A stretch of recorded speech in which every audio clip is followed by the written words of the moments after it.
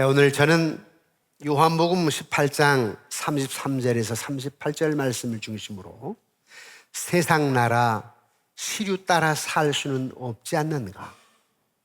세상 나라 시류 따라 살 수 없는 자여라고 하는 제목으로 하나님 말씀을 선포하겠습니다.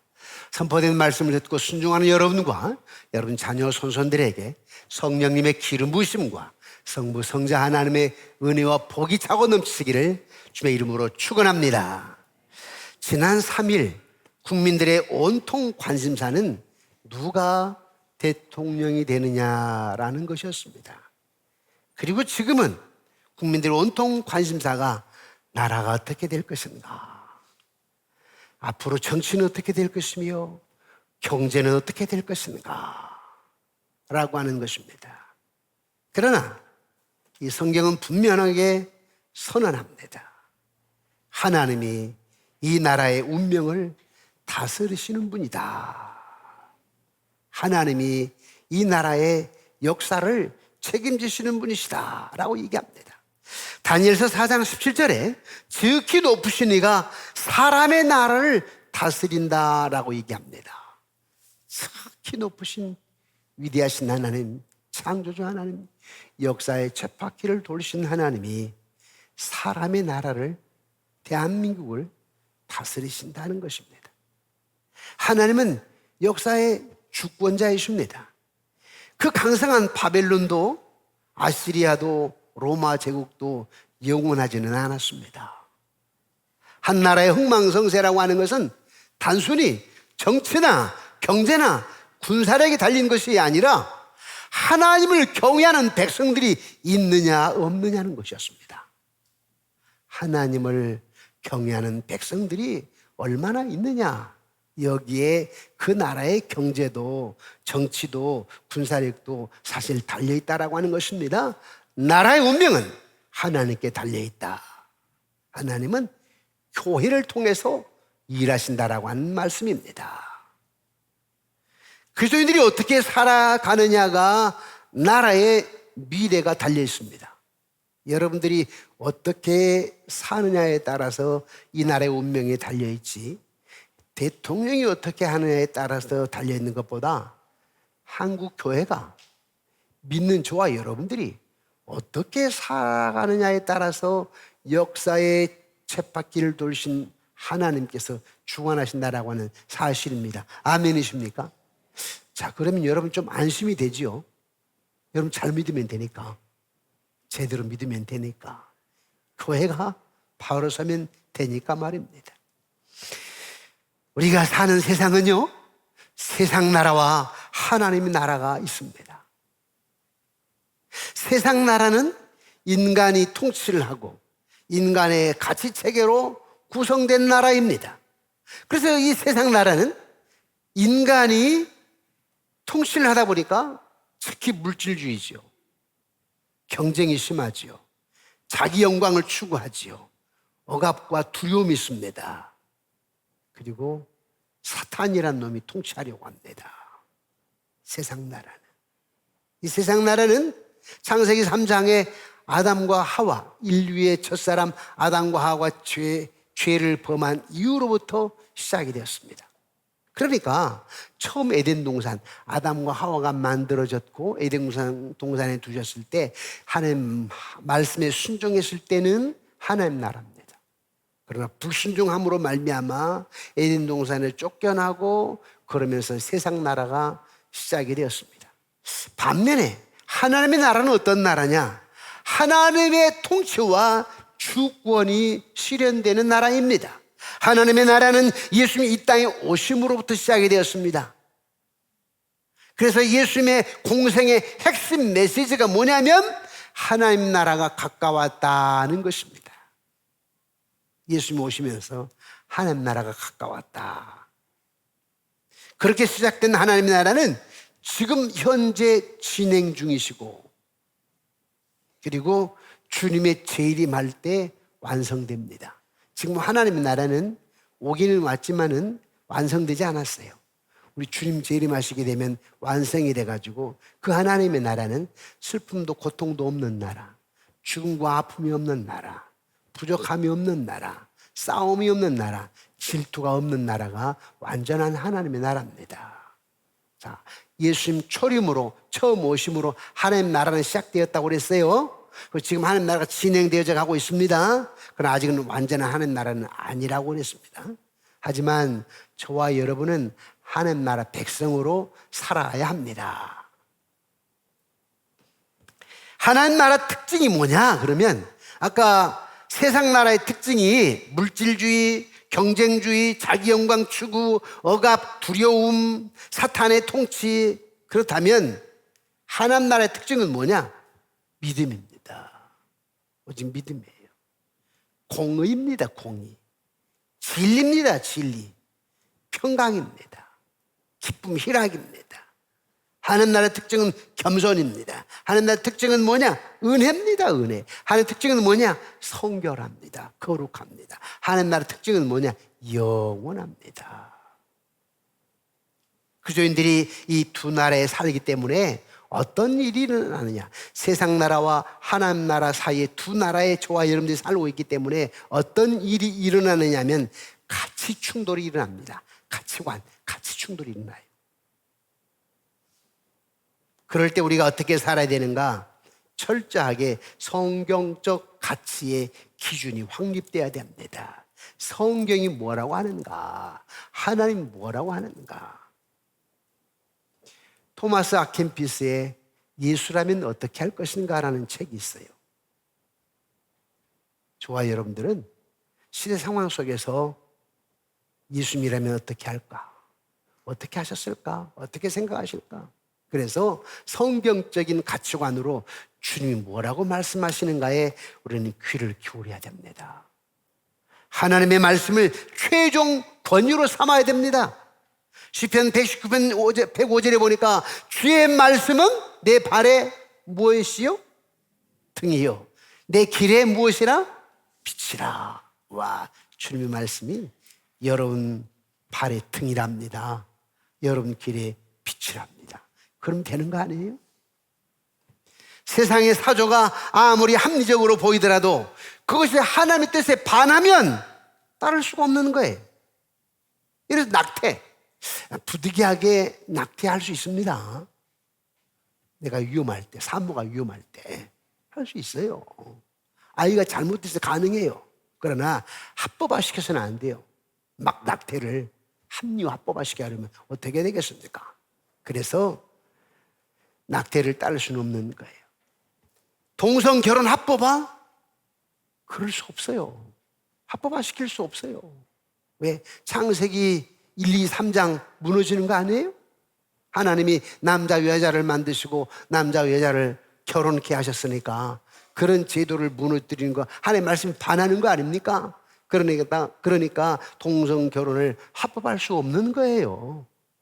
차별금지법 통과시킬 수 없는 거예요. 왜? 우리 성경 중심이거든. 성경이 뭐예요? 내가 길이요 진리요 생명이라고 말하지 않습니까? 그런데 차별하지 말아라. 기독교만의 생명의 종교입니다. 예수님께서 말씀하셨습니다. 나는 부활이요 생명이니 말씀하셨습니다. 나로 말미암지 않고는 아버지께로 돌아갈 수 없다. 하나님 나라에 갈 수가 없다. 기독교만이 생명의 종교입니다 라고 말을 해야 되는데 차별금지법 통과시켜 놓으면 말 못한다니까요. 목사 존재 의미가 없어요. 퀴어 축제를 방관할 수가 없습니다. 예수님의 중심은 하나님의 나라였고 가치에 어긋나는 세상의 체계는 침묵하지 않고 도전하였습니다. 우리 그리스도인들이 하나님 나라에 충실하면 세상 시스템과 갈등이 불가피합니다. 여러분들이 말씀대로 살려고 하게 되면 갈등이 있다니까요. 말씀대로 안 살고 시류 따라 살아가려고 하면 갈등이 뭐가 필요 있어요? 그냥 같이 살아가는 건데. 제사 다 지낼 거 지내고 술 마실 거 술 마시고 담배 피울 거 다 피우고 세상에 이상한 짓 할 거 다 하고 그러면 뭐가 어렵겠습니까? 갈등이 필요가 없겠지요. 그럼 우리가 말씀대로 살려고 하니까 갈등이 필요한 거예요. 군대를 갔는데 술을 안 마신다고 여기다 붙잖아요. 회식을 하는데 소대 회식을 하는데 술을 안 마신다고. 그때 제가 처음 예수 믿었는데, 그래서 술을 마시면 안 되겠구나 결단을 했는데 몇 달 안 돼서 회식 자리에서 술을 안 마신다고 그 야삽자루 있죠? 야삽자루 가슴을 때리고 말입니다. 네.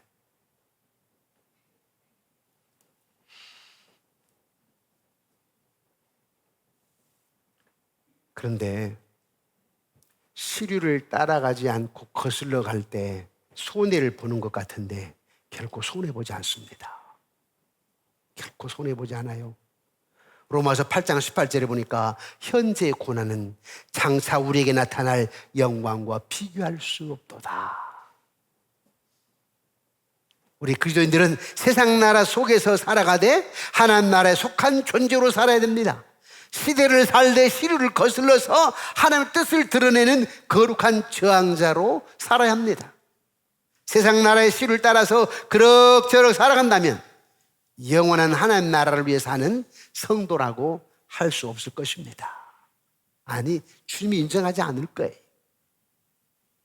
오늘 읽은 성경 본문의 말씀은 우리가 이런 구체적인 고민에 대해서 해답을 주시는 예수님의 말씀이에요.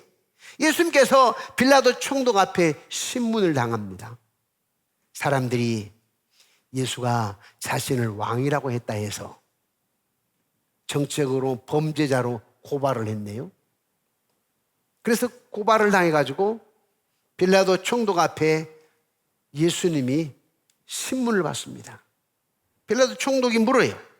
사람들이 당신이 유대인의 왕이라고 해서 고발한 거 아니냐? 그럼 내가 조사를 하는 거야. 그럼 너에게 묻는다. 네가 유대인 왕이냐? 물었어요. 그때 예수님께서 뭐라고 대답하셨어요? 그래, 당신 네 말과 같이 내가 왕이니라. 무슨 말입니까? 세상 나라가 있는데 예수님 오심으로 말미암아 하나님의 나라가 세워졌다. 난 하나님 나라의 왕이다 이 말입니다. 시편과 선지서 등에서 장차 오실 메시아가 왕권을 가지고 오실 것이라고 얘기를 했거든요. 예수님께서 탄생했을 때 동방박사들이 예루살렘 도착 성명을 하면서 유대인의 왕으로 나신 이가 어디 있느냐? 우리가 동방에서 그의 별을 보고 그에게 경배하러 왔노라. 예수님이 왕으로 오셨다는 것입니다.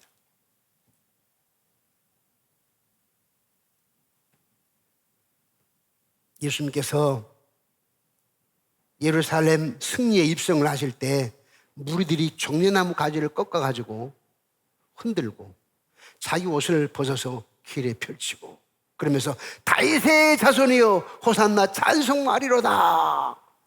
그의 별을 보고 그에게 경배하러 왔던 그 왕, 그는 주의 이름으로 오시니 그는 곧 이스라엘의 왕이라, 이스라엘의 왕이라 하며 소리쳤어요.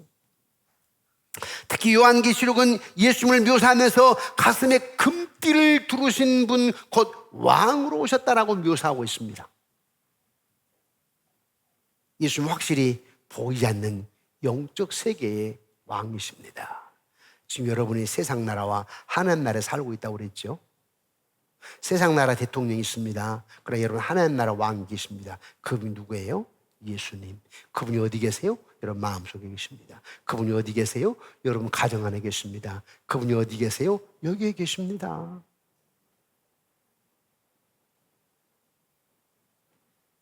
우리가 찬양은 이렇게 잘 하시잖아요. 늘 언제나 늘 가까이, 그 찬양 하시잖아요.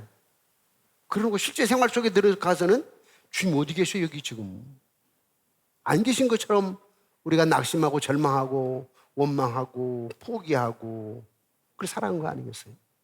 늘 주님 나와 함께 하신다라고 하는 소망 가운데서 천국의 특징이 뭐였어요? 기쁨이라고 그랬잖아요. 천국의 특징이 뭐라고 그랬어요? 평안이라고 그랬잖아요. 그러니까 우리가 세상 나라 시류 따라가지 않고 하나님 나라 백성으로 살아간다면 어떤 역경과 어떤 환난과 어떤 부족이 있어도 그 속에서 여호와의 역사를 바라보면서 또 앞으로 되어질 일, 오늘은 지금 부족한 것 같지만은 하나님 역사하셔서 내년에 다음에 다음 달에 역사하실 걸 믿고 또 치료하실 것도 믿고 지금 내 마음에 평안을 누리는 거예요. 그게 하나님 나라 백성으로 살아가는 방법이랍니다. 우리가 예수 그리스도를 나의 생명의 구주로 영접하는 순간 저와 여러분들은 천국 시민으로 등록하는 날입니다. 천국 시민이 되면 그 나라의 왕의 통치를 받고 그 나라의 법에 따라서 사는 것입니다. 그런데 문제가 하나 발생했습니다. 우리가 천국 시민으로 왕이신 그리스도의 통치를 받지 못하도록 끊임없이 방해하는 자가 있으니 누구예요? 사탄. 사탄 마귀입니다. 여러분들 천국 시민으로 살지 못하도록 만들어요. 근심, 걱정, 불안, 원망, 초조, 긴장, 분노 이렇게 살아가게 만드는 것이 누구냐니까 사탄이에요. 천국 시민의 특징은 뭐냐면 기쁨, 평강, 자유, 만족, 거룩, 진실, 믿음, 공의 아닙니까? 겸손, 섬김 아닙니까? 이렇게 못 살게 하는 걸 사탄이란 놈이. 여기에 바로 우리 신앙생활에 긴장이 있는 것입니다. 우리가 한번 예수를 영접하고 천국 시민으로 등록하는 것으로 끝나지 않고 끊임없이 주님을 바라보고 세상과 사탄의 세력과 싸우는 전투적인 생활을 해야 할 이유가 있기 때문입니다. 그 전투는 긴장하면 되는 거 아닙니까? 전투는 긴장되는 거예요. 그래서 우리 신앙생활하는 사람들은 언제나 영적인 긴장감으로 살아야 돼요. 쉽게 호락호락 사탄에게 넘겨주면 안 된다니까요. 근데 어떻게 보면 팍팍 쓰러지고요. 사탄에게 팍팍 넘어가요. 여러분도 모르는 사이에 팍팍 넘어간다고. 주님의 왕권은 우리의 삶의 모든 영역에 미치지 않는 부분이 없습니다. 정치, 경제, 사회, 문화, 학문, 군사력 모든 분야에 여호와의 역사가 미치지 않는 곳이 없습니다. 그러니까 하나님 나라의 백성으로 살아가면서 나라를 여러분이 하나님께 맡기고 기도하는 거예요. 왜? 하나님 경제를 간섭하시니까. 그런데 믿는 사람들이 거기에 대한 관심이 없고 기도하지 않고 하나님의 주권을 인정하지 않으면 그 역사를 경험할 수 없는 거죠. 역사적으로 볼 때 교회와 국가와의 관계는 상당히 복잡했습니다.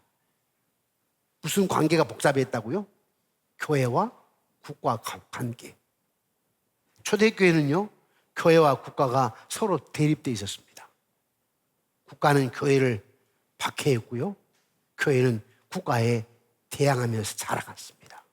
그러면서 교회가 성장해 갔습니다. 예컨대 일본이 한국을 강점했을 때 2차 세계대전 때인데 말입니다. 우리는 차마 입에 담을 수 없는 만행을 일본 사람이 저질렀지 않습니까? 특히 기독교인들에게. 특히 일본이 신사참배를 강요함으로 한국교회를 말살하려고 했고, 여기에 반대하는 교회 지도자들 중에 주기철 목사님, 박관준 장로님, 수많은 지도자와 평신도들이 순교를 당했지 않습니까? 이거 조금만 가면 제암리 있잖아요, 제암리. 6.25 때 불질러 버린 거 아니에요? 6.25 때. 여러분, 우리 장로님들 저 영광 가게 되면 염산교회가 있는데 거기에 2개 교회가 있어서 하나는 우리 합동이고 하나는 통합인데 한 군데 77명, 한 군데 66명. 빨갱이들 6.25 때 말입니다. 무거운 돌을 목에다 달아가지고 바다에 빠뜨려 버린 거 아니에요? 예수 믿는 자라고 목사님들, 장로님들, 가족들, 어린아이까지.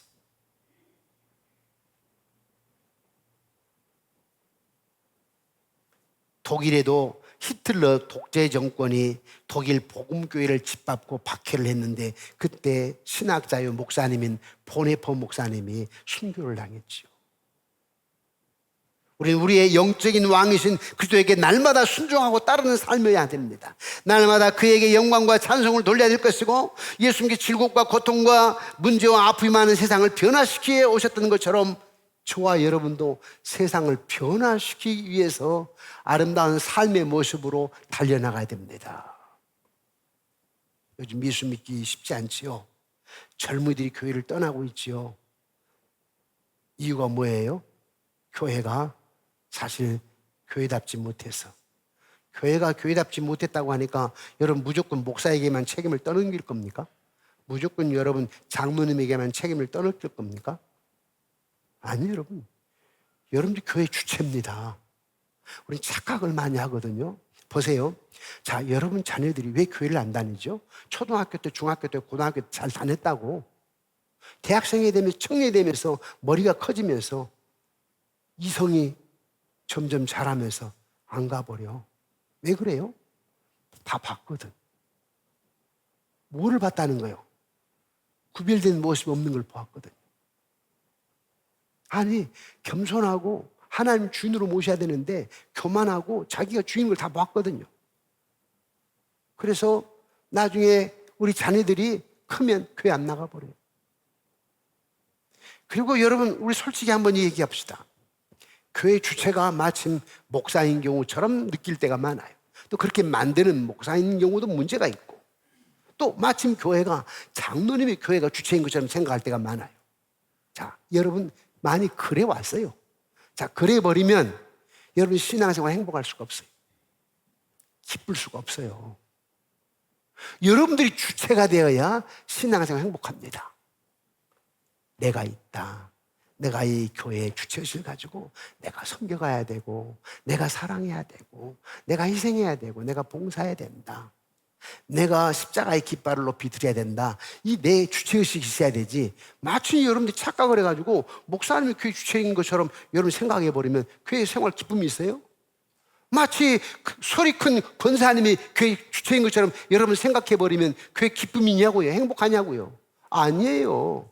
설령 우리 교회 인간은 완전할 수가 없어요. 다 여러분 고장난, 우주가 고장났던 것처럼 교회는 다 고장난 사람들이 모인 거 아니에요?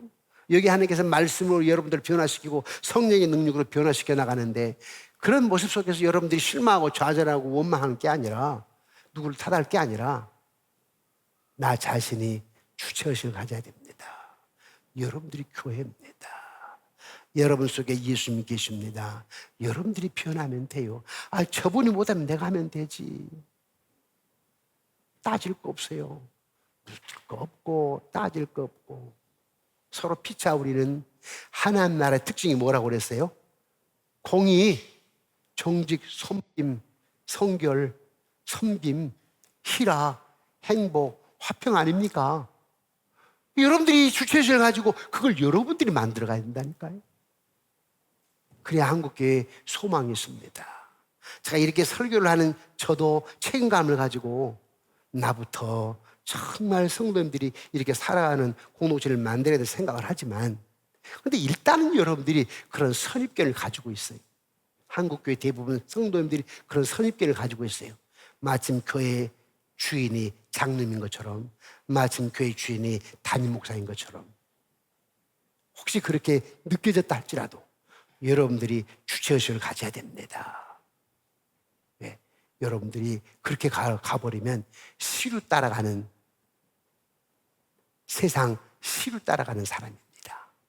그러나 그리스도인들은 뭐예요? 십자가를 바라보고 나가야 됩니다. 아멘이십니까 여러분? 그래야 여러분 자녀들이 신앙생활을 할 수 있습니다. 여러분들이 다른 사람의 허물을 감싸고 덮어주고 하면서 우리 아이들 앞에서 좋은 모습으로 얘기해야 되는데, 아이들 보는 데서, 아이들 듣는 데서 다 그냥 고장난 거, 잘못된 거 다 얘기해 보세요. 그 아이들이 교회를 나가겠는가? 그때 내가 주체의식을 가지고 내 교회 사랑하는 교회, 우리 교회 좋은 교회, 3번 양문교회, 3번 양문교회, 우리 교회 좋은 교회, 우리 목사님 좋은 목사님, 좋은 목사님 우리 목사님, 우리 교회 장로님 좋은 장로님, 좋은 장로님 우리 교회 장로님. 이러면서 우리가 주체의식을 가지고 또 여러분도 나도 그렇게 만들어가고 교회를 아름답게 세워가야 되겠다, 그런 마음으로 살아가는 사람들이 세상 나라, 하나님 나라가 있는데 하나님 나라로 살아가는 사람들입니다. 아멘이십니까? 하나님 나라로. 여러분, 아까 우리 장로님께서 대표 기도를 하실 때 우리 목사님, 부총회장, 총회장 대개 없어서 기도를 하셨는데, 누누이 말씀을 드리지만 내가 총회장 할 이유가 뭐예요? 한 3년 동안 편히 살면 되지. 저 집사람 있습니다만 지금이라도 집사람이 내가 안 했으면 하는 마음 꿀떡 같을 거예요. 근데 왜 해야 되느냐? 나 편안하게 사는 게 아니라 십자가를 져야 되겠다. 어게인 1907년 1907년 종교개혁이 일어났습니다. 한국 교회가 이렇게 가면 안 된다. 우리 믿는 사람 이렇게 가면 안 된다. 우리 목사들이 이렇게 가면 안 된다. 나도 부족하지만 이렇게 가면 안 된다. 뭔가 변화가 돼야 된다. 내가 죽고 십자가를 져야 된다. 희생해야 된다. 지금 정치인들이요, 교회를 우습게 알아요. 우리 목사들을 우습게 알아요. 그렇게 만들었어, 우리 목사들이. 교회가 그렇게 만들었어요. 아니, 정치인들이 우리 장로님들 우습게 알아요. 그렇게 만들었다니까요. 그 책임을 누가 져요? 우리가 져야 돼, 교회가. 그럼 변화돼야 돼요. 지금 교회 안 다닌다고, 주일학교 아이들이 교회 안 다닌다니까요. 젊은이들이 교회를 안 와요. 우리가 그냥 관망만 해요. 우리 책임이요. 우리가 십자가를 져야 됩니다. 그래서 저는 남은 목회 생활 속에서 삼본 양무교회를 정말 반듯하게 좀 세워나가보고, 그리고 한국교회, 우리 교단뿐만 아니라 한국교회 십자가를 지고, 저 정치인들이 바라볼 때, 기업가가 바라볼 때, 야, 교회가 달라지고 있다. 예수 믿는 사람이 달라지고 있다. 그래서 그들이 교회 나오게 하고, 하나님 나라가 확장되게 하고, 세상 나라의 주인 말고 하나님 나라의 왕이신 우리 하나님이 기뻐하셔서, 그래야 어떻게 돼요? 그래야 여러분 손자 손녀들, 그래야 우리 아들 딸들 다음 세대 20, 30년 후에 행복할 거 아니에요. 그것 때문에 그렇습니다. 나 사는 거야 뭐 이제 뭐 괜찮아요. 뭐 한 20, 30년. 그런데 문제는 다음 세대예요. 우리 손자 손녀들 말입니다. 우리 책임져야 돼요.